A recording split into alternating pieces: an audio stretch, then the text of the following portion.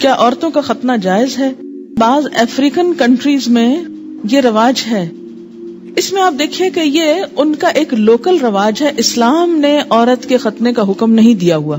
یاد رکھیے کسی حدیث میں عورت کے ختنے کی بات نہیں آتی، مردوں کے ختنے کی بات آتی ہے، اور ان کے لیے تو پروو ہو چکا ہے کہ ان کی صحت کے لیے ضروری ہے. لیکن اگر کسی خاص علاقے میں یا کسی خاص کلٹ میں ایسی کوئی چیز ہے تو وہ ان کا لوکل کلچر ہے. It's nothing to do with Islam. اور اس پہ بہت پروپیگنڈا بھی ہو رہا ہے. آپ کو پتا ہے میں نے خود کئی جگہ پر یہ پڑھا ہے کہ اسلام نے عورت پہ بڑے ظلم جو ڈھائے ہیں، ان میں سے ایک ظلم یہ بھی ہے کہ بعض علاقوں میں عورت کے ختنے ہوتے ہیں. یہ اسلام نے ظلم نہیں ڈھایا، یہ لوکل کلچر کی بات ہے. اور اگر کسی علاقے کا کلچر ایسا اور پھر انہوں نے اسلام قبول کر لیا اور کلچر بھی ساتھ ساتھ رکھا. اب مثلاً آپ کسی دن یہ پروپیگنڈا شروع کر دیں کہ جو کانچ کی چوڑیاں ہوتی ہیں اگر ٹوٹ جائیں تو عورت بیچاری کا وہ خون نکال دیتی ہیں اور یہ بڑا ظلم ہے، اس لیے ان کو بنانا بند کرنا چاہیے. تو اب یہ اسلام نے تھوڑی آپ کو کہا کہ آپ کانچ پہنے.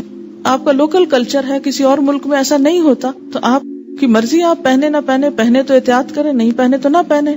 بہت ساری چیزیں ایسی ہیں کہ جس میں اسلام نے نہ کرنے کو کہا ہے اور نہ چھوڑنے کو کہا ہے. ویڈیو اچھی لگی ہو تو ہمارے چینل کو سبسکرائب کریں اور اس ویڈیو کو زیادہ سے زیادہ شیئر کریں، لائک کریں، کمنٹ کریں.